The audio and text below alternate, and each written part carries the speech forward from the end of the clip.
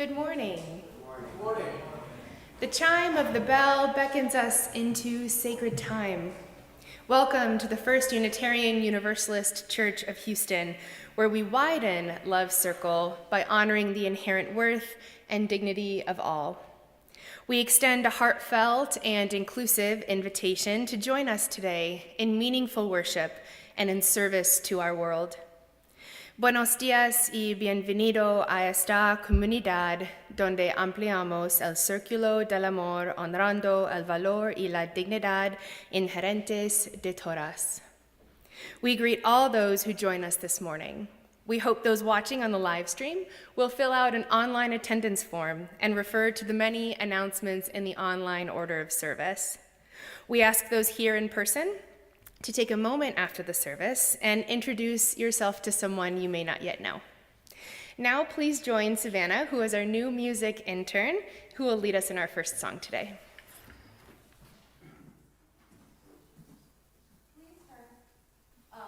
To page 1017, we are singing Building a New Way, and please rise with me and body or spirit as we sing.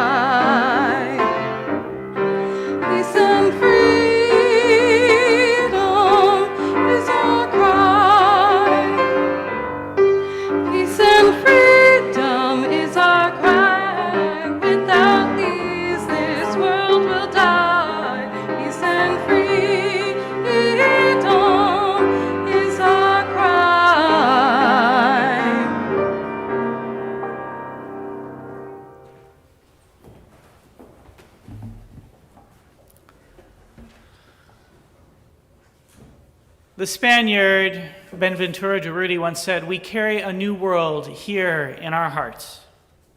This morning we come together with that new world of more beauty, more freedom, more justice for all in our hearts. We come together to build a new way, that new way might be more palpable amongst us in this hour. I say, come friends, let us worship together.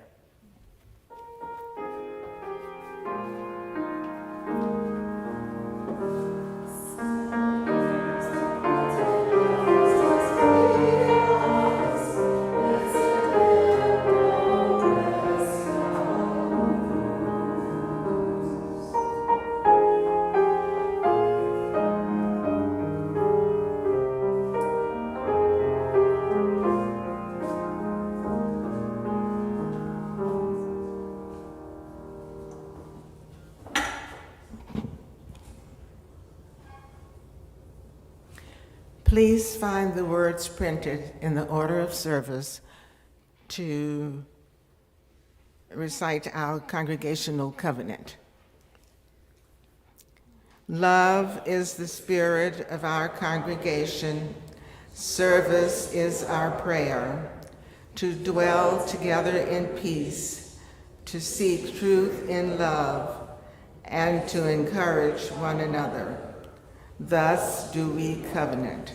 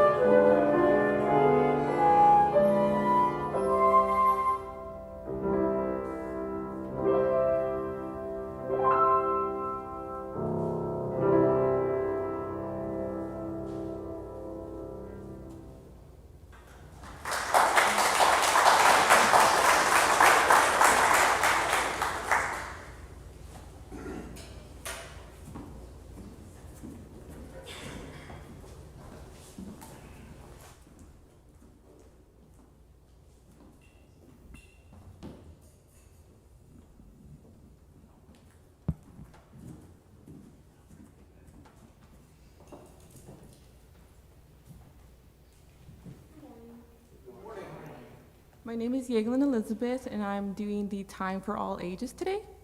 I like to invite those who want to see the pictures to come forward, and those who are watching us online to tune in for the story. So this morning, I'll be reading Abuelita's Gift by Mariana Rios Ramirez.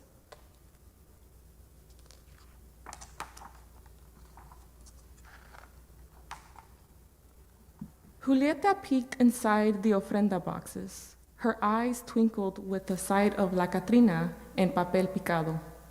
Is Abuelita really coming home? Julieta asked.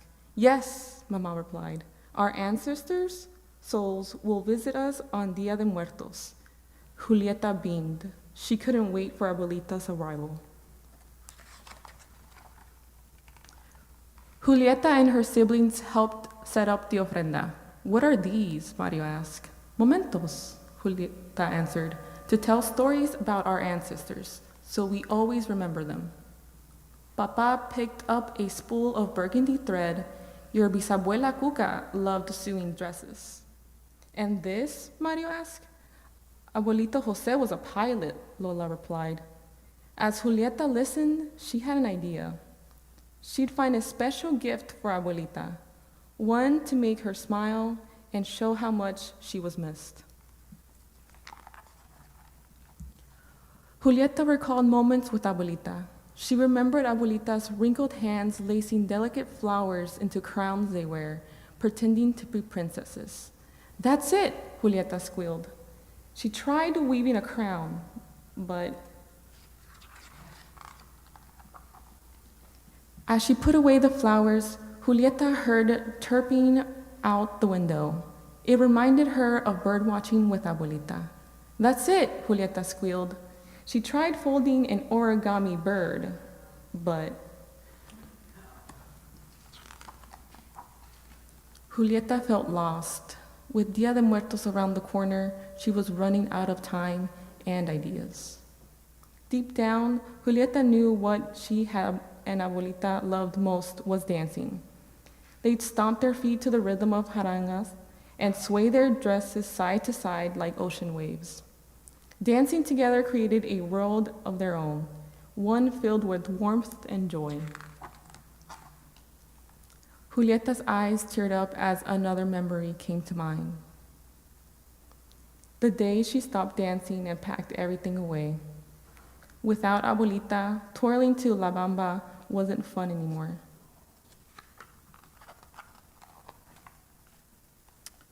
When Julieta woke up on November 1st, she still hadn't found the right gift. The whole family was busy preparing for the celebration. Mama and Tia Yolanda made mole and tamales. Papa and Tio Paco rehearsed La Llorona. Her cousins and siblings made a marigold path to guide souls to the ofrenda. Everyone had found a way to honor their ancestors, except Julieta. Julieta gazed at her ancestors' portraits, wondering about their stories, but when she noticed Abuelita's, something wasn't right. Why aren't you smiling, Abuelita? Julieta looked outside and noticed a girl and her abuela passing by with a shopping bag. Julieta recalled her trips with Abuelita to La Feria del Dia de Muertos. They'll buy calaveritas and Abuelita's favorite, dulce de leche. That's it, Julieta squealed. Lola.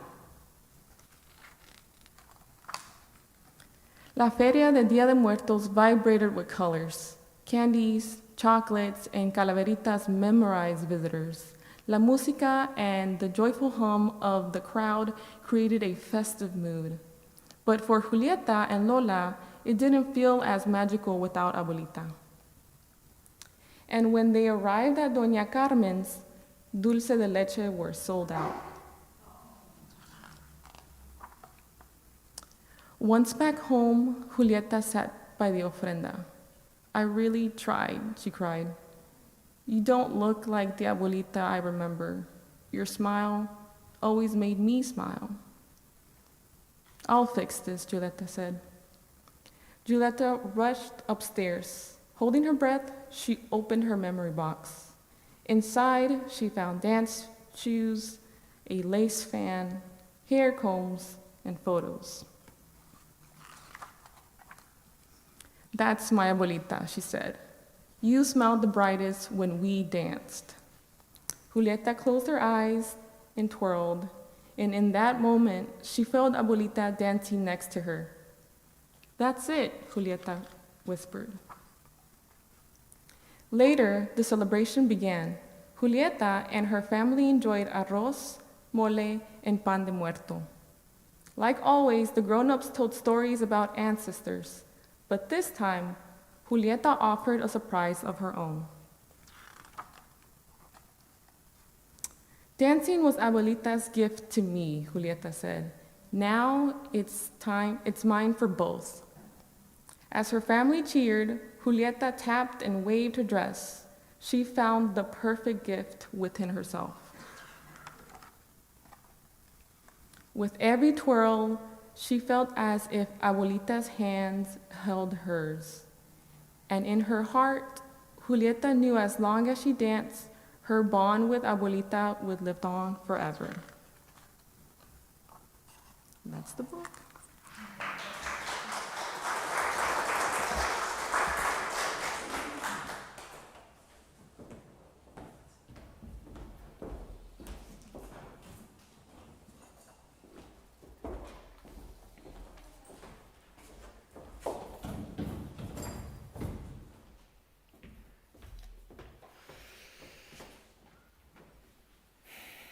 Settle now into our shared space.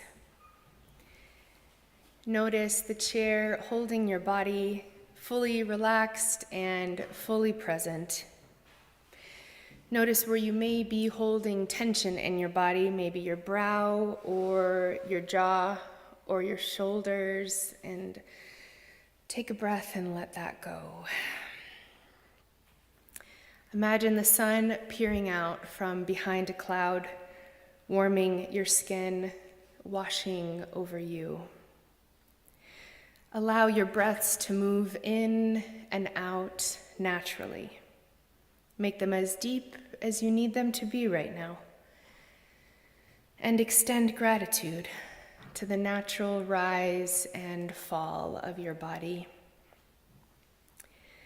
Breathing in, I bring my body peace. Breathing out, I bring my body peace. Breathing in, I bring my body harmony. Breathing out, I bring my body harmony. Breathing in, I bring my body compassion. Breathing out, I bring my body compassion. Breathing in, I bring my body ease. Breathing out, I bring my body ease. Breathing in, I bring my body gratitude. Breathing out, I bring my body gratitude. In all the busyness of our day, our breath grounds us and reminds us that we are a part of a larger heartbeat of this world. We pray now to the organizing force of the universe, which holds our atoms together, which holds our communities together. Spirit of life, be with us when loving this world is hard, when we wonder if the rain clouds will ever part, when it feels like we give more than we get. Be with us as we plant trees under whose shade we will never sit, as we ready the chains to be broken by generations to come, as we build from the rubble of conflict new places to rest, to play, to love. Be with us as we make heaven here, as we make paradise now, as we orient ourselves to the new bud, the new blossom, the new life. Witness our work of healing through love and justice. Carry us with tenderness as we forgive and are forgiven. Let us know and be known by those who carry us in love. Amen. We pause now together to lift up that which sits heavy and light on our hearts. We hold Penny Serling with tender care as she grieves the passing of her husband and our beloved community member, Jeff Scarda. Jeff's memorial service is being planned for January 17th, 2026, and we'll give you more information as it gets nearer. We hold Valerie and Friday Alessi with tender care as they grieve the passing of Remington Alessi, who was the beloved husband, father, and community member. We celebrated Remington's life yesterday at his memorial here, and it was a beautiful service and a very full house. Thank you to all who helped, including the care team and many members and friends. We send healing thoughts to Francie Johnson and Steve Colvin as they navigate Francie's recent health concerns. And we send healing thoughts to Pandora Johnson, who has served our daycare program for many years. Mi Sheberach is a prayer in the Jewish tradition for the healing of those whose names are called out by congregants. There are similar practices in the African, indigenous, and pagan traditions, and we honor these rituals by saying aloud or bringing to mind those who we wish to be held by the loving embrace of this religious community. They are a part of the great cloud of witness and memory, and we will, even if we do not know their names, hold them in our hearts.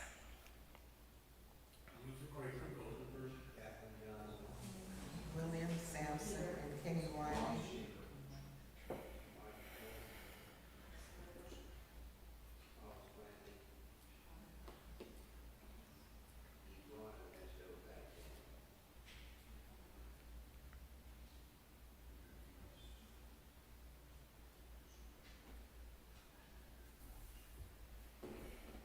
Along with all spoken aloud, let us remember the suffering and joy amid our community that we do not know, and that which is kept in the silence of our hearts.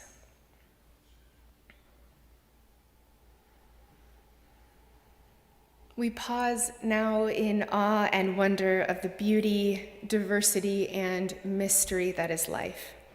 In the spirit of love, in the spirit of hope, and in the spirit of compassion, I invite each of you into a time of silent prayer, meditation, or reflection.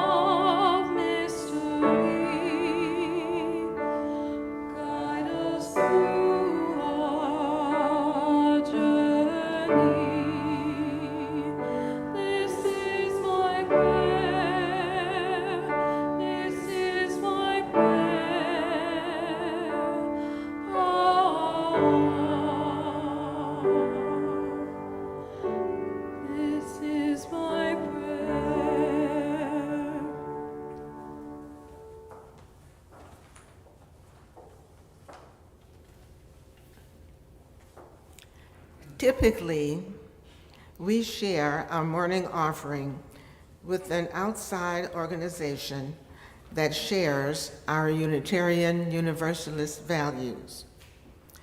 But for 3 Sundays, we are highlighting an area of advocacy within our own Justice Coordinating Council.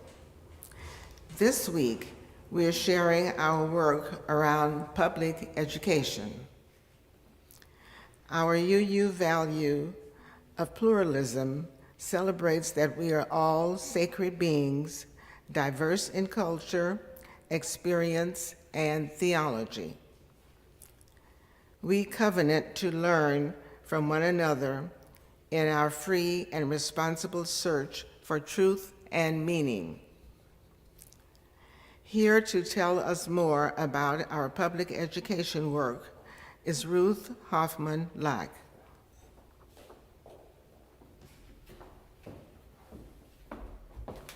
Good morning. The JCC has been supporting public education and kids in a lot of ways recently. Historically, we have supported targeted programs. We've been supporting the Phyllis Wheatley School and the Necessities Drive for them, and we have partnered with other organizations who have needed drives and volunteer support. But most recently, we've added a few other sort of expansive programs. One has been, not this past summer, but the one before, we started providing summer meals for students that were in apartment buildings in our Third Ward neighborhood, where we knew, since the governor of Texas decided not to take additional funding to cover the loss of summer, their access to meals at school during the summer, there was other funds that could have been given to support those families with extra WIC money, and he chose not to take that. So we knew there were going to be hungry kids, and we helped to provide lunches by partnering with the food bank and volunteering there. We've recently been building little free libraries and helping other communities learn how to build and install them, and that has been in response directly to the state takeover of the school district, wherein the superintendent that has been appointed has removed libraries from public schools and removed access to books, and particularly that affects children in the more financially challenged neighborhoods. The other thing that we've been really working on actively is helping to fight the takeover of the district and the amount of harm that is being done to our schools and communities and children. And there's 2 major ways we've been doing that. One is through supporting Community Voices for Public Education, which is a nonprofit grassroots organization that was in place years before the takeover, and was largely responsible for us finally having achieved actually having not only libraries but librarians in all of the schools in HISD. That was a years-long struggle, and just as we got that accomplished, then we lost the district and all of those libraries, and the librarians have all been fired except for very few, and the libraries were all destroyed. And the other thing we've been doing is that Reverend Collin has joined with State Senator Molly Cook and State Representative Lauren Ashley Simmons to create a commission on the takeover of HISD. And that commission is, I believe it's 14 members that include local and national scholars that study takeovers, local members of nonprofit organizations that provide support for students in HISD, and students and parents and teachers. And we have been hearing public testimony from people who've been affected. This past Wednesday, the listening session was held here, and with a pretty amazing turnout, and as it was reported in the Chronicle, listening to teachers in particular, which was the focus of that listening group, tell their stories was frankly traumatic. And both of our elected representatives sat here and wept through a large part of that testimony. And the kind of support that, those kinds of events require things like the church allowing groups, CVPE and the commission, to have access to our building at a reduced cost, and to have sextons staying here later than ordinary. And these are financial impacts on the church that the JCC is supporting, and that your donations now will help us to support going forward. So thank you so much for your support.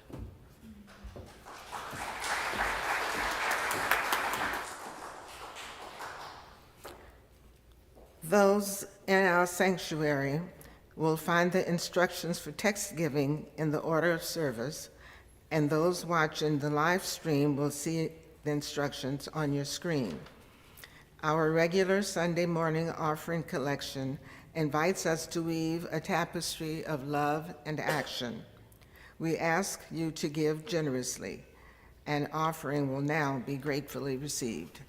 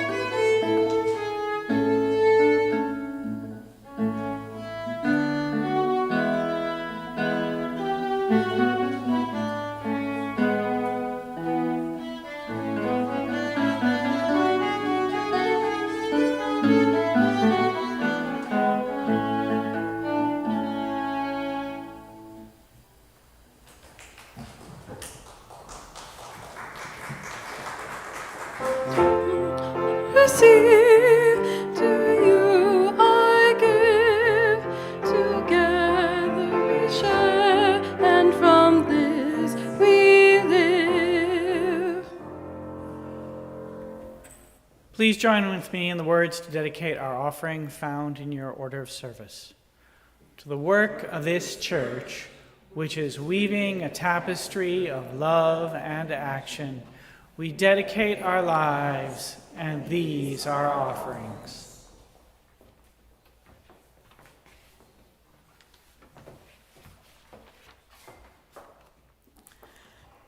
The first reading is from the Song of Songs, one of the scrolls in the Hebrew Bible. This is chapter 2, verses 11 through 13. For now the winter is past, the rains are over and gone. The blossoms have appeared in the land, the time of pruning has come. The song of the turtle dove is heard in our land. The green figs form on the fig tree. The vines of blossoms give off fragrance. Here ends the reading.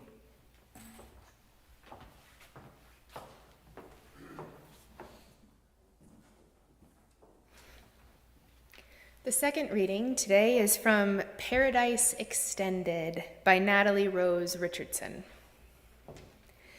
The word paradise is likely surprising in its derivation from the old Iranian term for walled enclosure. At first, this is troubling to me, if not alarming.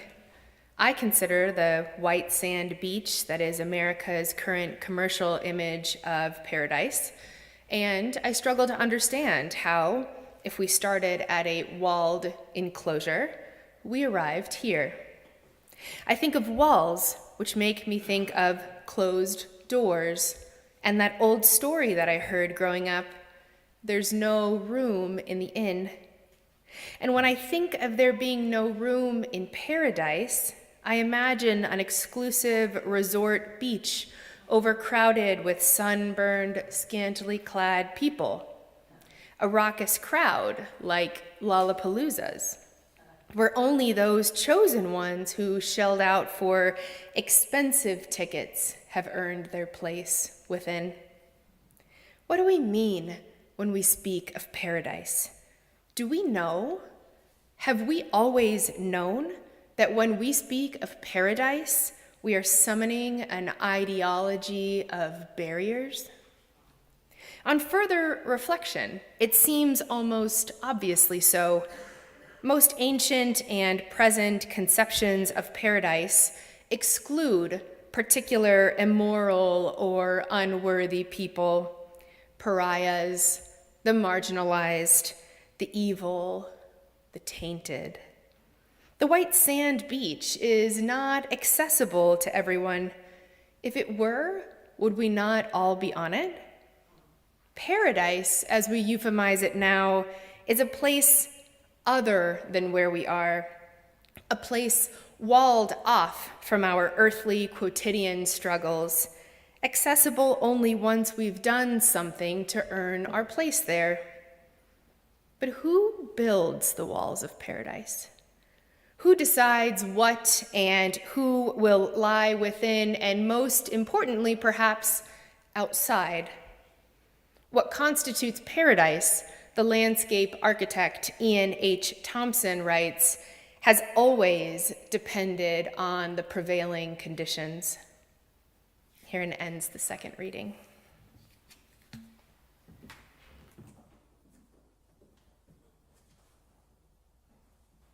If everybody will turn to hymn 399, Vine and Fig Tree, we are going to be singing this in parts today. So the first time through, we're all going to sing together in unison. And then the second time, if you are on this side, you are going to be singing part 2 with me. And if you are on the other side, you will be singing part 1 with Jim.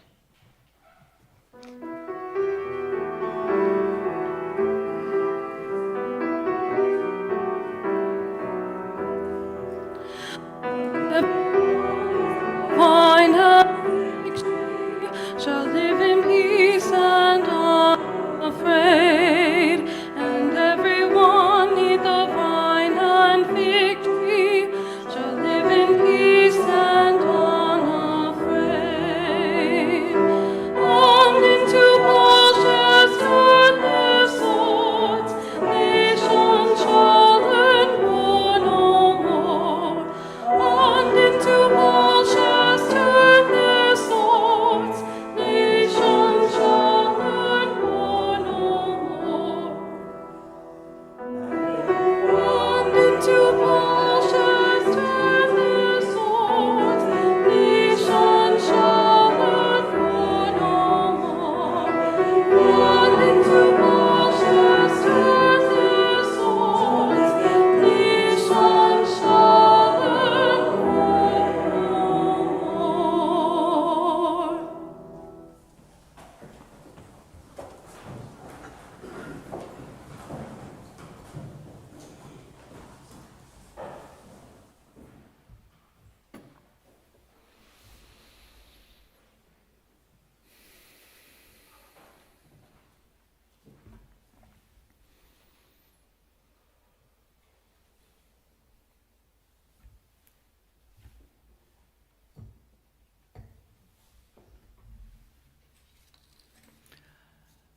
I feel moved this morning to begin by thanking our musicians. It's wonderful to have Jim and Carolina with us, and a good reminder that one of the things that makes First Unitarian Universalist such a wonderful community is the many talents and gifts of our members. So perhaps we could begin by giving them a big round of thank you.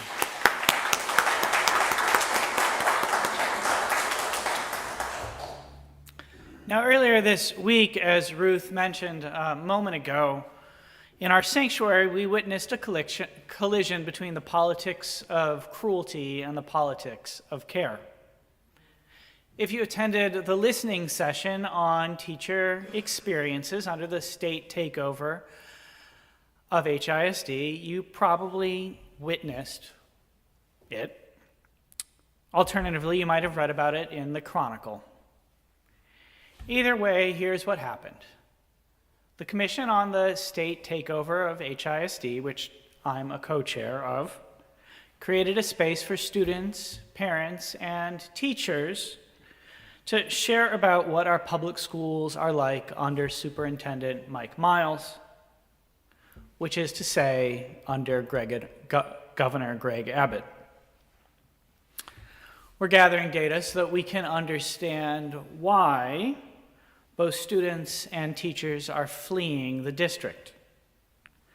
The superintendent might claim that test scores are up and that school accountability is better under his leadership, but something is clearly amiss. Teacher departures have risen by 48% since he took over. In the same time period, some 15,000 students have left the district. People are voting with their feet. To understand why, we took testimony for an hour and a half. Some 16 people shared with us about their experiences. A teacher who specializes in working with non-native English speakers, many of whom lack foundational English, has been instructed by the district to use the same materials in his classroom that native English speakers use. He's not being offered textbooks that he can adapt to the needs of his students from Afghanistan, Myanmar, or Bangladesh, many of whom are just learning the words for colors and numbers. Instead, he's being told to click through district-approved slides with excerpts from novels and Greek mythology, hardly appropriate text for children still learning basic English phrases. A parent shared about the impact of high teacher turnover. It's not just affecting his children, it's harming the entire school. The school's culture is being destroyed, he said as he choked up. His children are losing their enthusiasm for learning. Even more troubling illustrations of the impact of the district's treatment of teachers on education came directly from students. A few shared about how they had witnessed administrators berate, even yell at teachers in front of their classes. One recounted how, after undergoing such mistreatment, their teacher simply packed up her things, walked out of the room, and did not return. A replacement was not found for the entire semester. The most powerful moment came when one of the students spoke about how the constant teacher turnover had impacted her and her friends. She attends one of the city's magnet schools. Her classmates consist of both the privileged and the economically marginalized. In one class, she sits between a diplomat's child and someone who receives free lunch. Prior to the takeover, she experienced her school as a leveling field.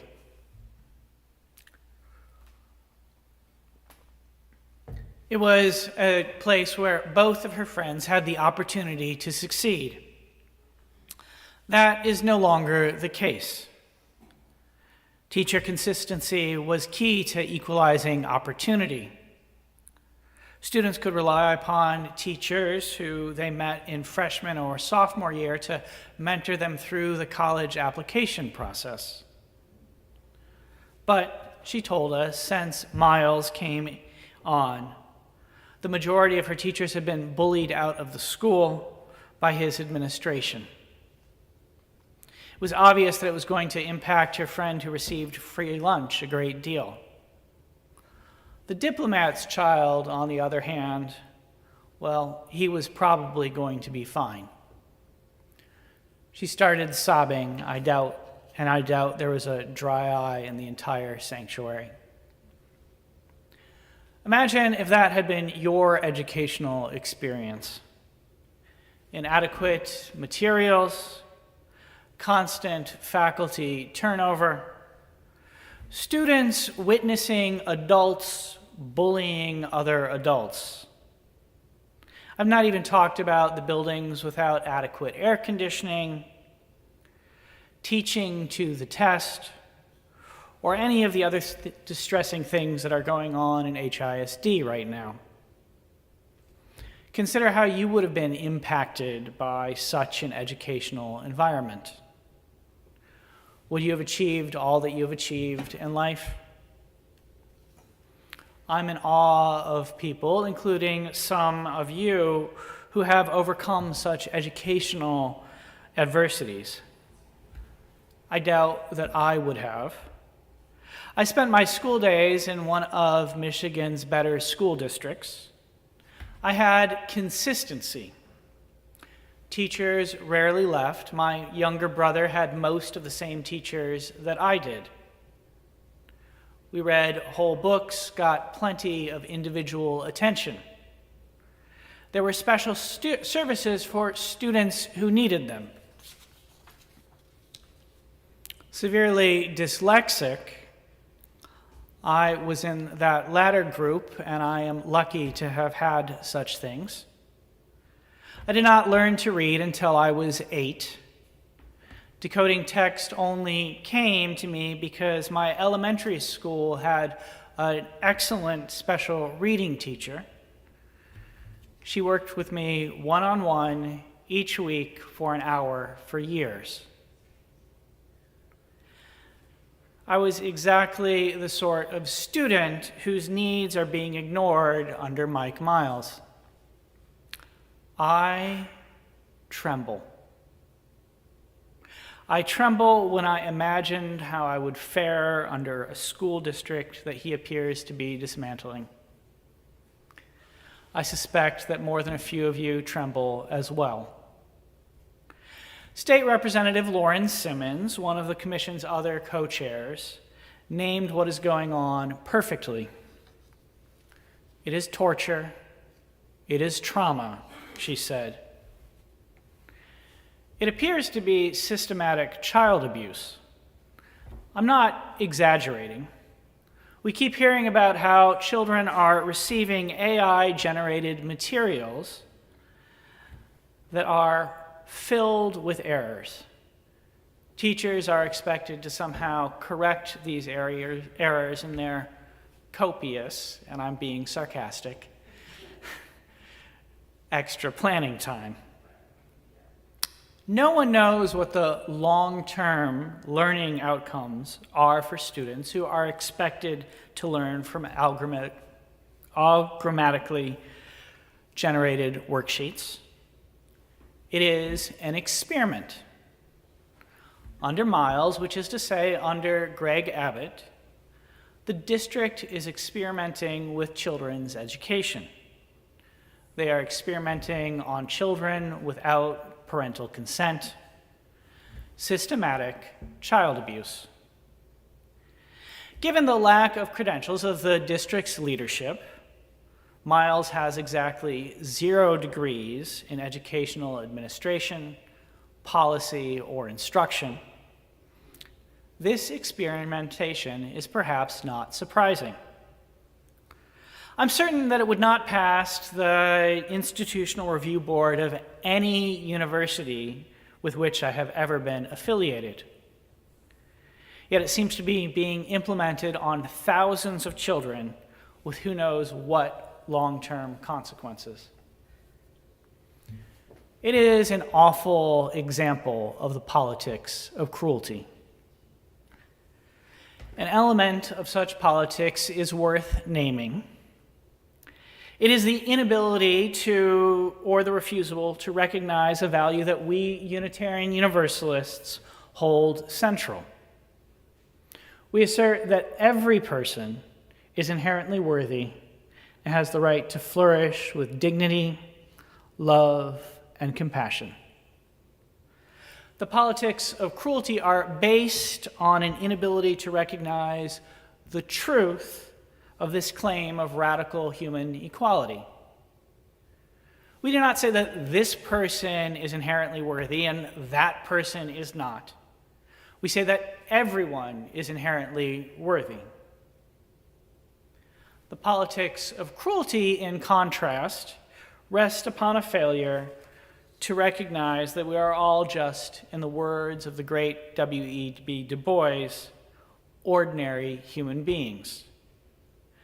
An opposition to such a position has long haunted this country's politics, particularly here in what was once the Confederate and is now the neo-Confederate South. In such a place, Du Bois observed, opposition among property-holding whites to quality public education has long been foundational to the state's politics. Such an approach to education, he noted, makes exploitation more difficult. It allows for the connection of knowledge with power. It provides the basis for democracy. Universal education, universal quality education, creates an electorate empowered with the ability to discern our own self-interests. Many of the most affluent, those most tied to the powers and principalities of the hour, are afraid that the rest of us might come to recognize that the vast concentrations of wealth that rest in the hands of a few are not in our interests. The president's favorite Afrikaner, Elon Musk, is currently worth around $500 billion. Larry Ellison, another of the president's allies, has assets close to $350 billion. Now, one recent estimate is that it would take only $67 billion a year to eliminate extreme poverty throughout the world. An electorate self-aware of our own self-interests that embraced the inherent worthiness of all human beings might take issue that the combined wealth of Ellison and Musk is more than adequate to eliminate extreme poverty. If we left them each with just $1 billion, more money than I'm fairly certain anyone needs, we could theoretically get rid of extreme poverty for the next dozen years across the entire planet. What a blessing, what an act of love that would be. Of course, economics is more complicated, but I hope my basic point is obvious. If we had an educational system that empowered us to understand our self-interests, one based on a claim that every person is inherently worthy and has the right to flourish with dignity, love, and compassion, then I'm certain more of us would say, no more billionaires.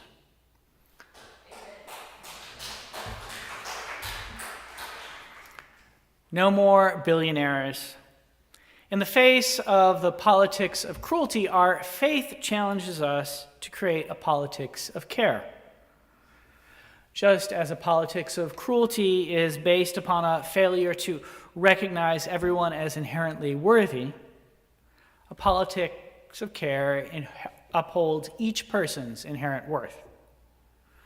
In the words of Sophia Bentoncourt, president of our religious association, it takes love as our highest value and pushes us to consider, as she observes, what love requires of us. What does love require of us? It is a difficult question to answer. We live in an age of rising authoritarianism and white supremacy. The president has created a 21st century version of the Gestapo to target migrants. The governor seems to be devoted to the reestablishment of a racialized social order. They both, it seems, are interested in recreating an updated, somewhat sanitized, somewhat less blatant version of Jim Crow. Such a project certainly might be behind the state's takeover of our school district. What does love require of us at such a time? Our religious tradition points the way. We can consider how, in words that come from another testimony that was offered in our sanctuary this week. It was from a teacher who, fearful of the potential impact of sharing her experience, said that she was comfortable coming here to share with the commission because this is a safe place. I know because I've been to a few services here, she said. She knew that it was a safe place to share her experiences, to dissent from the district's narrative, because she had been to a few services here. Such a statement offers a clear attestation to one thing that love requires of us in these times. It is to ensure that our congregation is a place that supports dissenters from the politics of cruelty. The struggle to be such a place is central to our heritage as a religious tradition. We are exploring that tradition, that heritage of dissent, by asking each other what love requires of us in these times over the course of our program year. And one way we're doing that is looking back at our history. That history, the Unitarian Universalist theologian Rebecca Parker and her friend Rita Nakashima Brock remind us, does not hold that paradise, the place where love is realized, is located at a future endpoint, a transcendent realm, in a zone after death.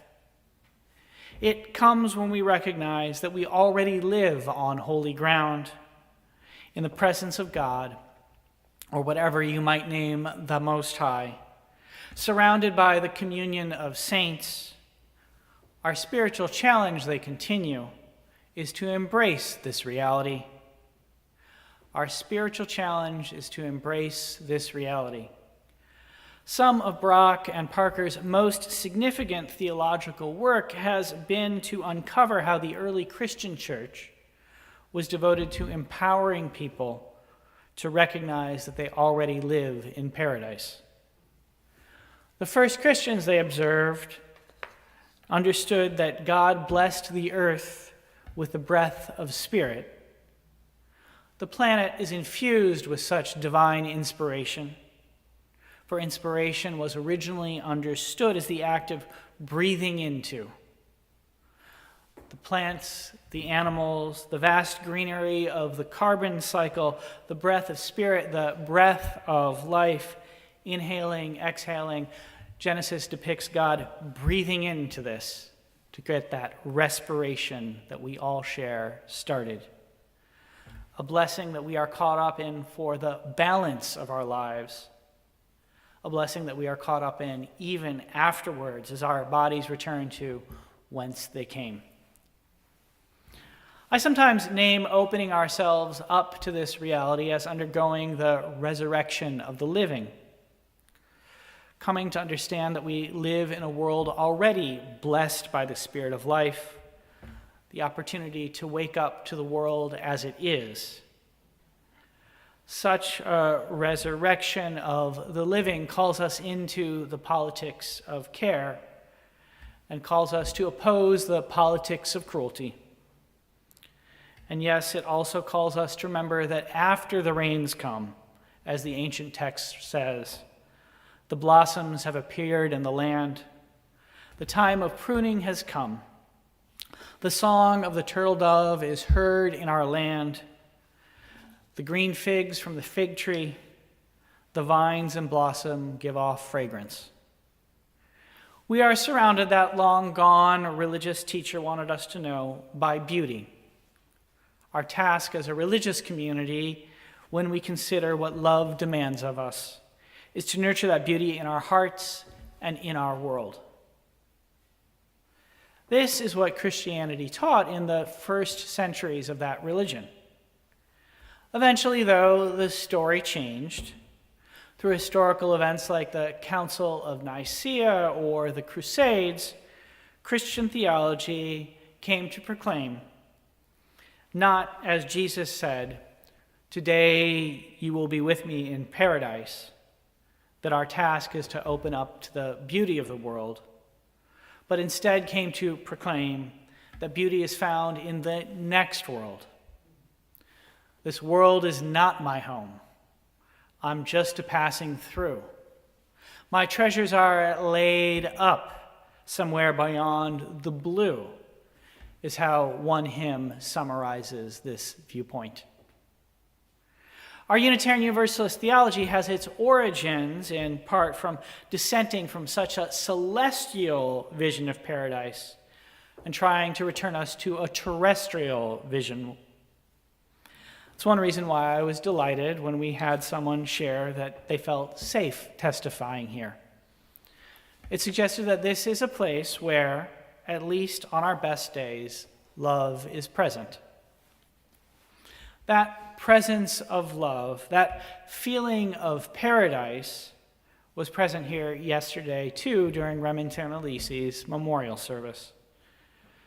Perhaps if you joined us for that, you felt it.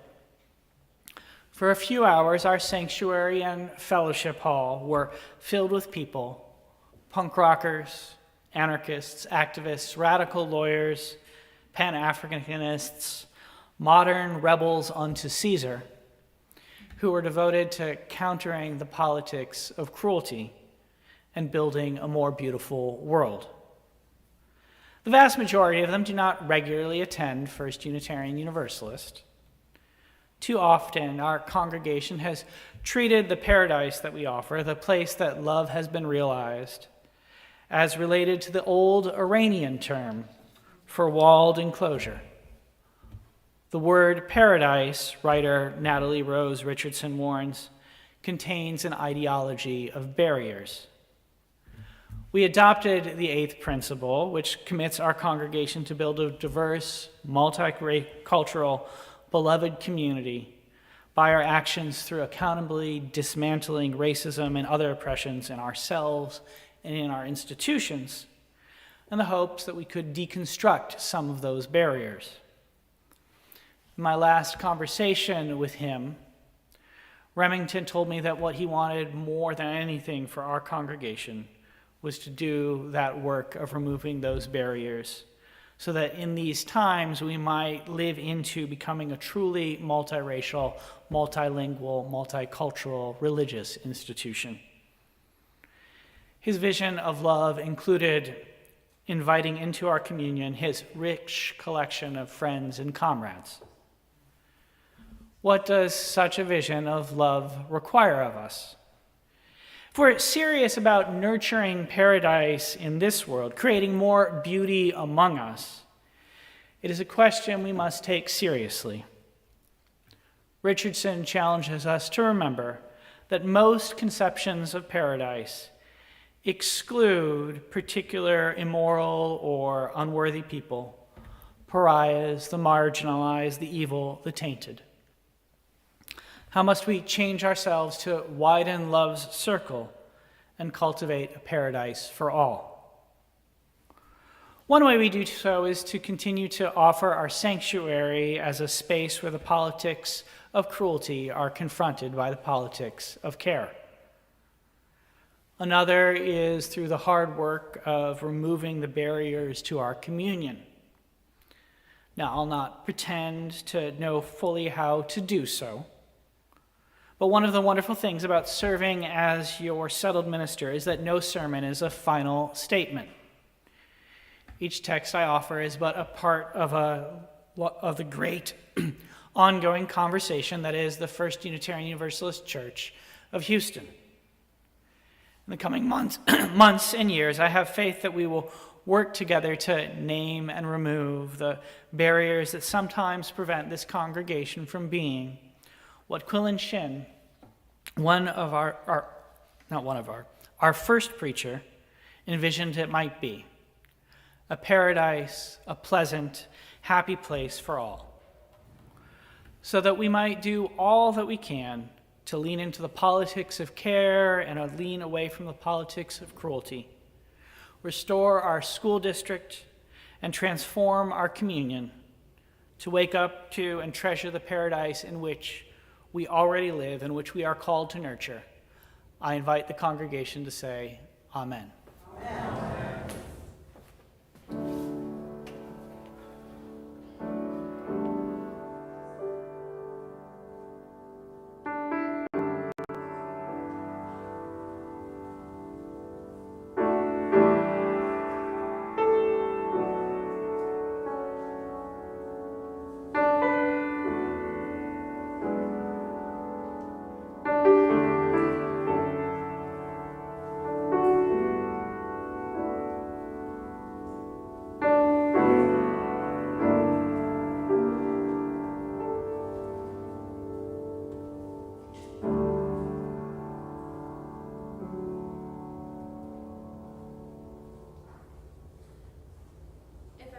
Can turn to hymn 18 and rise and body or spirit to sing along with me.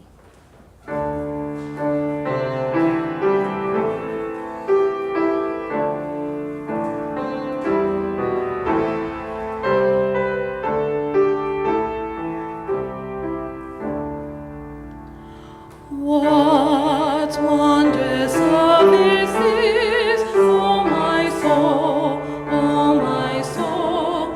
What wondrous service is, oh my soul.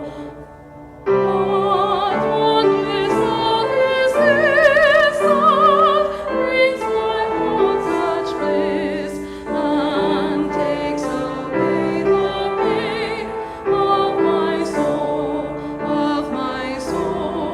and takes away the pain of my soul. When I was sinking down, sinking down, sinking down. When I was sinking down, sinking down. When I was sinking down,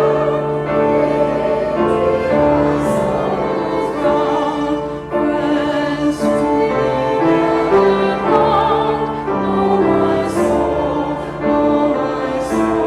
Friends to me around. Oh my soul. To love and to offense, I will sing, I will sing. To love and to offense, I will sing. To love and to offense, sorrowing and sorrows end. With thanks unto the end, I will sing, I will sing.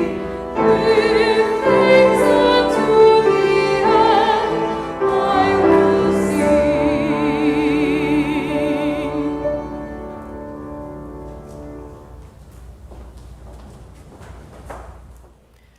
Please find the words printed to extinguish the chalice in the order of service. We extinguish this flame, but not the light of truth, the warmth of community, or the fire of commitment. These we carry in our hearts until we are together again.